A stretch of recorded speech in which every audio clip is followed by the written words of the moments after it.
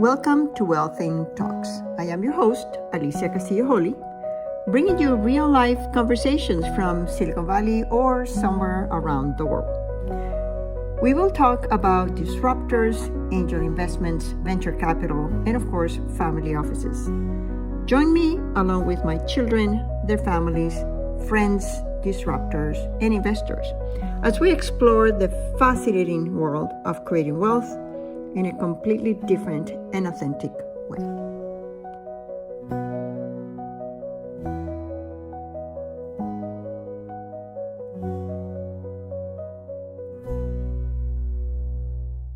Thank you so much for being here. I'm so excited to introduce you to Katerina Manoff, the founder of ENGin, an organization that helps Ukrainians practice English, where I have been a member for over a year. I met them through a friend of mine in Zurich, and out of all the things that we were talking in investment, ENGin came up, and I said, I have to be involved in that. Katerina, thank you so much for being here with us. Thank you for having me. How did you come up with this idea? It was when I was mentoring a young Ukrainian years ago, and I met this girl online. I was helping her apply to college. She was an absolute superstar, perfect grades, national level awards in biology and piano, and really she just blew me away. And she'd been studying English like most Ukrainian students do but since first grade, throughout her academic career, and her writing was great. So we were emailing back and forth. I was very impressed, no issues. And then we got on our first Zoom call and she couldn't talk to me. And for me, it was quite shocking. It was almost like talking to a different person, right? Like what happened? And that's when I learned that unfortunately, Ukrainians don't, by and large, have any opportunity to actually speak English, and it's just a huge waste of all this knowledge sort of stuck in their heads. It's there, they can read, they can write, but they can't speak, because you can't really speak without actual practice speaking with real people. So it got me thinking, well, how can I fix this? How can I help Elena and her classmates? And I thought, well, we have Zoom now, we have Google Meet, we have the internet, so we can very quickly and cheaply connect people one-on-one online and have them speak every week, so it's not overwhelming in terms of time commitment, match people up by schedules and interests, so it's really rewarding for them both. And I kind of came up with this model of weekly online video chats and started doing it, and then it grew very, very quickly into a global movement, which is much more than I expected when I started it. That's fantastic. How many people do you have in the platform now? So we've served over 55,000 participants, and about 30,000 are currently active. That is fantastic. Yeah, I have, so with one of my mentees, she loves literature and so do I. So we share books and books reviews. I'm in Duolingo with another one. And with the third one, she just applied for change jobs, and she's in IT, and I know a lot of people in IT. So we connected on LinkedIn, and she found a job just like that. Not because of me, because she's talented, but it is beyond just practicing English. I was just telling you before that I'm learning how to cook certain dishes, how to practice exactly like you said. I try to learn Ukrainian, and there's no way to practice speaking unless you know somebody. But we do have our time so they can have their practice in English. We just say, oh, how do you pronounce this word? It's a lot of fun. It's much more than just practicing English. I think it's a cultural exchange, and that's really enriching for me. There's no way I could have had that level of contact with a Ukrainian without your organization. So thank you for that. Wonderful. Yeah, it's something really unique. And one challenge I have is sort of how do you succinctly describe what it is? Because you're right, it's not an English teaching program, right? It's not even just conversational practice. It is a cultural exchange, but it's not just that. It's building friendships. So it's, I guess, like the three key parts are the conversation and English practice, the cultural immersion, and the relationships and friendships that are built. And it's sort of like a mix of all of those. And I have to say also some mentorship, right? Because a number of students are looking to grow professionally, and and our volunteers help with that. So I'm sure you had some role, in your students' job search, even if, just supporting her and being there for her. So it's a really cool and I think unprecedented mix of all of these great things. But sometimes people are like, what is this? And I don't have like one word for it. Well, maybe we'll help you figure it out, or maybe you need to create a new word, and maybe it has to be a mix of Ukrainian and English. I don't know. That's to be found. So, but you're currently in the US, is that correct? Yeah, so I'm from Kyiv, but I grew up in the US, and I think really that's what helped me build it, having that connection to Ukraine and also having a connection to the US. I think understanding both sides was key to being able to form this program. When did you start these? So formally, we launched just over 5 years ago, just as COVID, coincidentally, not due to COVID, but yeah, I was about to have a baby, so I was at home, and I'd been working with this girl, and I had some time on my hands, so we just celebrated our fifth birthday. That's fantastic. Any big lessons that you have learned that might help somebody else? Oh my gosh, I feel like I'm always failing and learning lessons. So maybe that's the one to start is just that you learn by doing. And sometimes when you're reading about how to start a business, how to start a nonprofit, there's this concept of like business plans and a lot of like thinking and planning. And honestly, I didn't do any of that. For me, it was much more like find the real demand, right? Find the solution and then just jump in and iterate.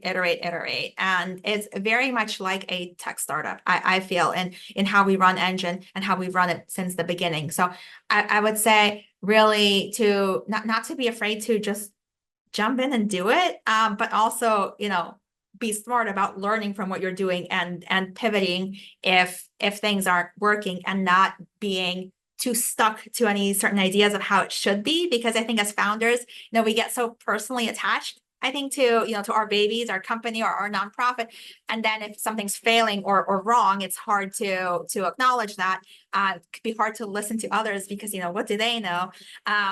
So I think listening to others, being willing to learn and change, and at the same time knowing when you should actually stick to your vision, and having that confidence was a huge challenge for me. I think especially as a female founder, a young founder, first time founder, right? There's a lot of imposter syndrome. Like, what am I doing? Managing a team of 30 plus people. I've never done this before.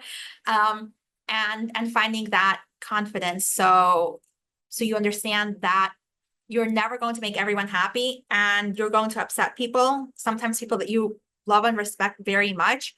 But, I get contradictory ideas and advice all the time. So like, it's physically impossible to keep them all happy, like no matter what I choose, right? Because people are telling me literally opposite things on the regular. So yeah, I think those are some of the main lessons. I mean, I could talk about this for hours, but I think I'll stop there.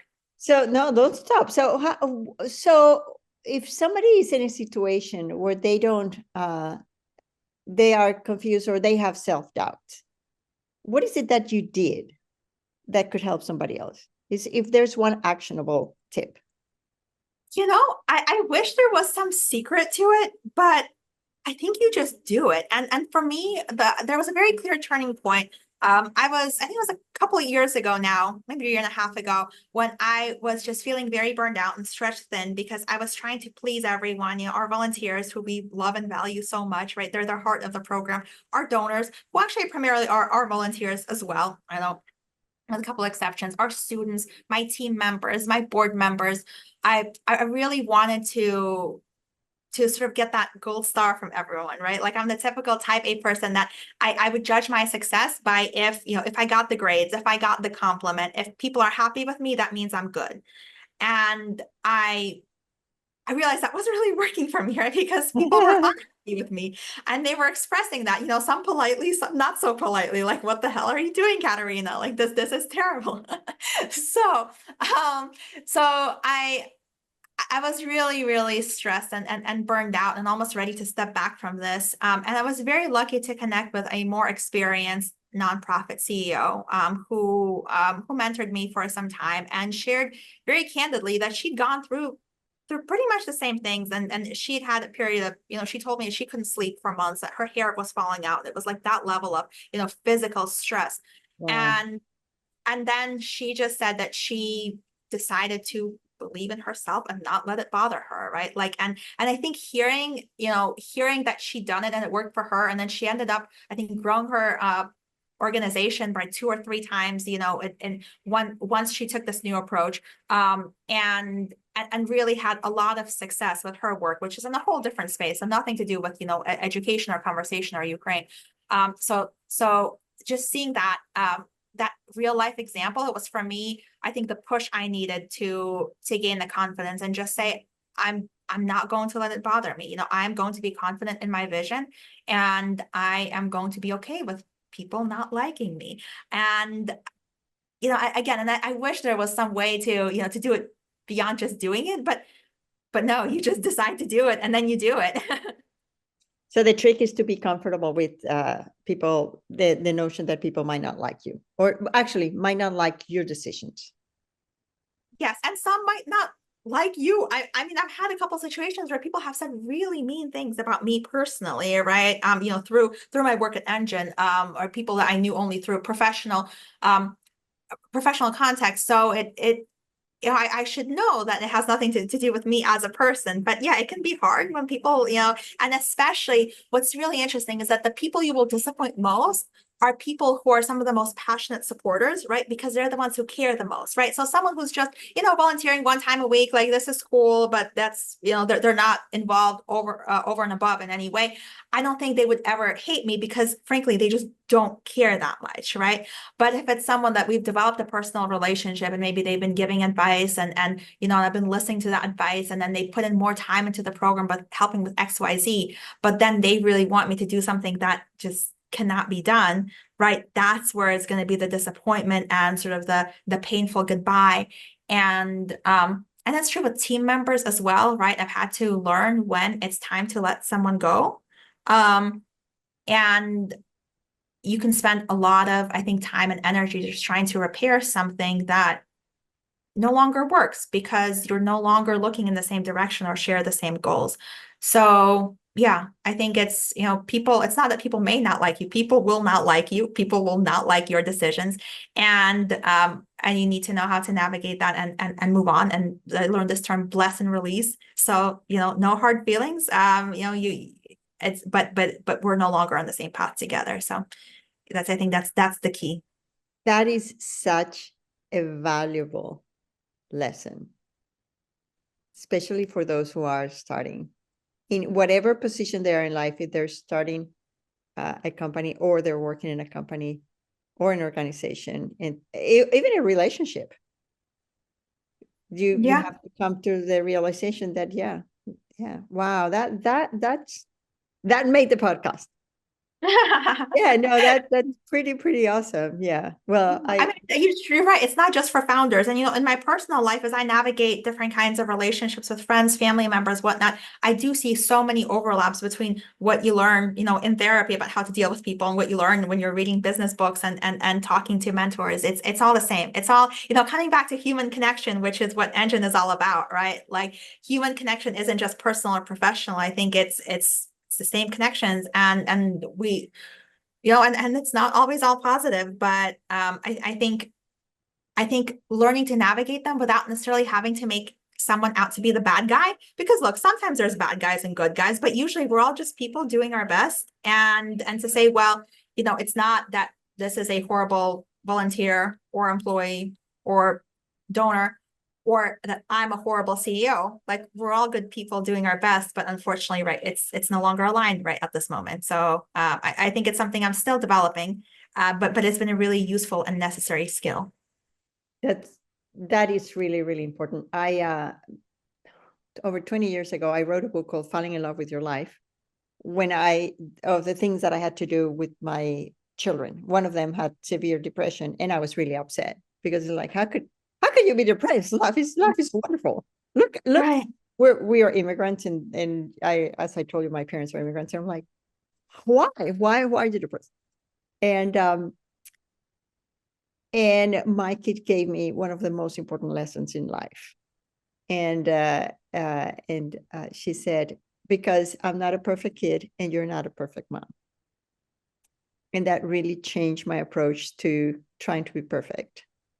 And I think when we are okay with people don't have to like us, then we grow, and it is okay. There's no judgment. It's just, okay, we have this goal and we need to move forward. And I think that is a very, very important lesson for people who are starting something that needs to be done, whether it's a whatever it is. So I really appreciate you sharing that. And the way you frame it is beautiful. It's like there's no judgment. It's just, we're not aligned on this space and time. That was pretty cool. Yeah. Especially when you're a nonprofit and people think that you should be all smiles and everything should be perfect because what you're doing is fantastic. So yeah, I think for us as investors, the most important lesson is to say no with grace, because we have to decline a lot of businesses. And the most valuable relationships we have with founders is when they say thank you, because a no is the second best answer from a VC, because we don't waste each other's time. And so it's good. So I really, really enjoy that. Let's jump into legacy. And I usually ask people if they thought about what they want their legacy to be. When you're no longer here, when you're not here in time and space, what do you want your gift to the world to be? Have you thought about that?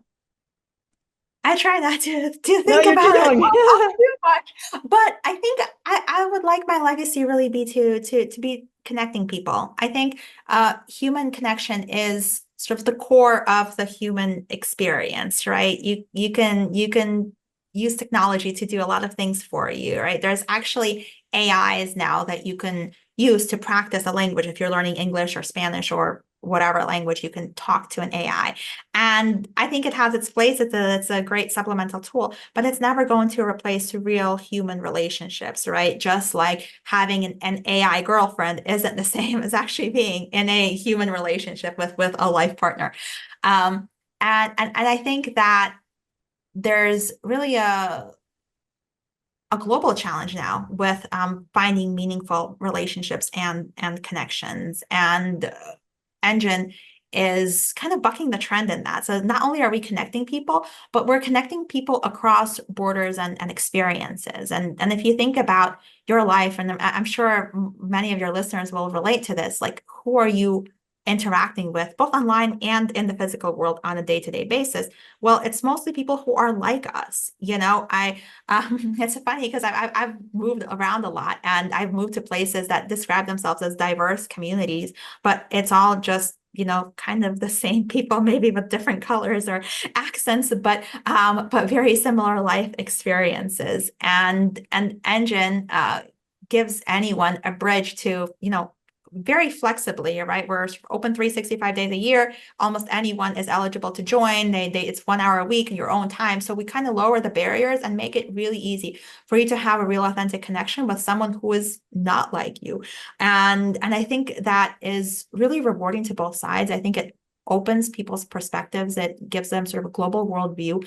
And I think that's really what our work is all about. And I would love to inspire others to do this. I would love to grow ENGin much, much bigger than it is right now. And so when I think about my legacy, I think that's sort of the direction I'm thinking in, really connecting people and encouraging others to connect, even, within and beyond my organization.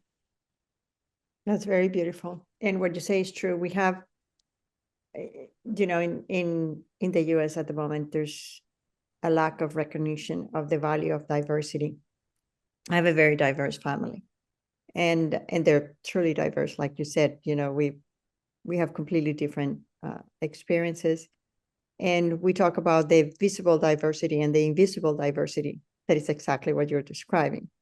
And the most intelligent people that I've met that are working in diversity can understand that as well, because diversity is usually not visible.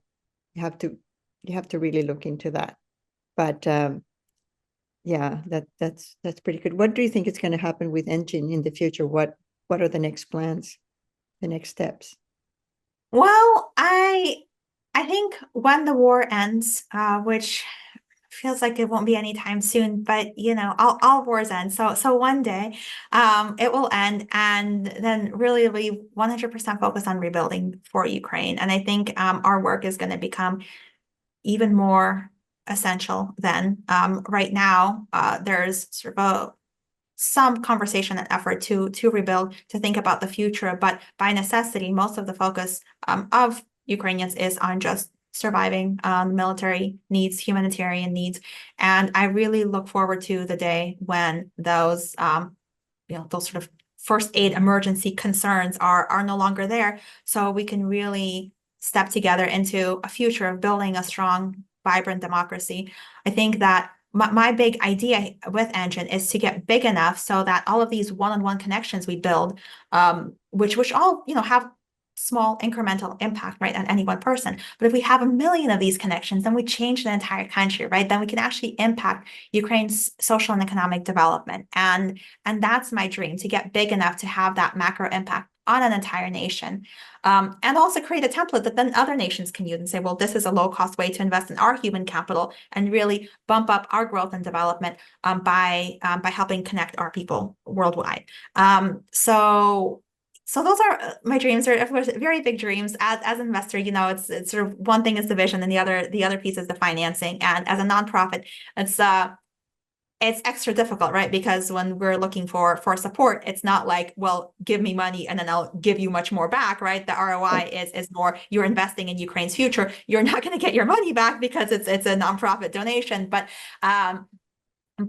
that's really the question of how big I can scale this, what kinds of resources can I attract, and I really think the sky's the limit in terms of the potential of the model that we've developed, and we can really have a nationwide impact, and I'm really excited to work towards that. Well, that's fantastic.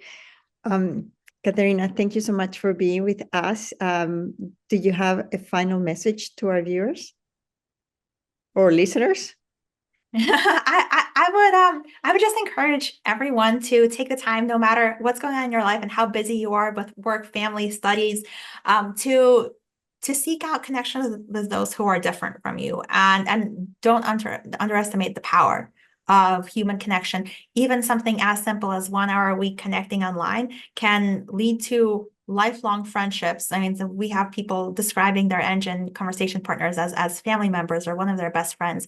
We've had well over 100 who met in person, not through our program, but just because they've come to care about each other so much, they make the effort to fly across the ocean to meet. And then we have some who do their own projects together. So it's like this beautiful butterfly effect of good things happening based on the connections we build. So whether it's through ENGin or through any other vehicle for connection, I would really encourage anyone listening to think about how they can connect across difference, and you'll be surprised to how inspiring and powerful it can be. Yeah, and you learn a lot about yourself too. Yes, absolutely. Yeah, that has happened I've learned so much about myself. Like I have a student that I've been working with, and she's a nonprofit founder in Ukraine, doing very different work. But even as the founder of ENGin, just for my sessions as a volunteer, I find them so eye-opening and insightful. So yes, I think there's always so much to learn, and that's like the magic of it, right? It's mutually beneficial. It's not that you're doing something for someone else. It's you're actually part of this reciprocal exchange where both parties are benefiting. Yes, that is correct. And people don't understand that the whole purpose of connecting could be just enjoying the time. That doesn't have to be something else. And the other thing is the icing on the cake. I really enjoyed this conversation. My mom was I grew up in a little town in Venezuela, and my mom was the local representative of something called American Field Service, AFS, when I was a teenager, and we had like 8 different students or teenagers from other countries coming to this little teeny tiny town that everybody knows those were the foreigners, because we're people. Everybody knew. Oh, no, those are the crazy people there. Everybody would. It was cute. Everybody would come to learn from them. And now that my kids have married people from different cultures, it's a lot of fun. But I think one of the enjoyments that I have with ENGin is that I don't need to do anything to get a benefit other than enjoying human connection. And that's Yes. very precious. It's beautiful. So thank you so much for building that. Thank you so much for being here with us. And I will drop the information about how they can join you and volunteer or maybe help you in any other way. Yes, we are always accepting volunteers, always growing our community. So would love to see some of your listeners join ENGin. Thank you so much for inviting me and letting me share my story. Thank you. So I hope you enjoyed this conversation about just meaning and trying to connect something that we lose a lot. One thing that I find as an investor is to establish strong connections with people. I'm not transactional. I tell people, if all you want is money from me, I'm not a good investor for you. We're not a good fit. But somehow in the process, we lost some part of that human connections. And the purpose of the podcast is to reconnect people with the purpose in life and the need to be useful to others and to feel useful ourselves. I hope you enjoyed this podcast. This is Alicia Castillo Holley, and see you next week. Thanks for tuning in to our Wealth in Talks. I hope you've enjoyed this conversation. To stay connected, visit us at wealthing.com. This is Alicia Castillo Holley, your host, and until next time, yours in Wealthing.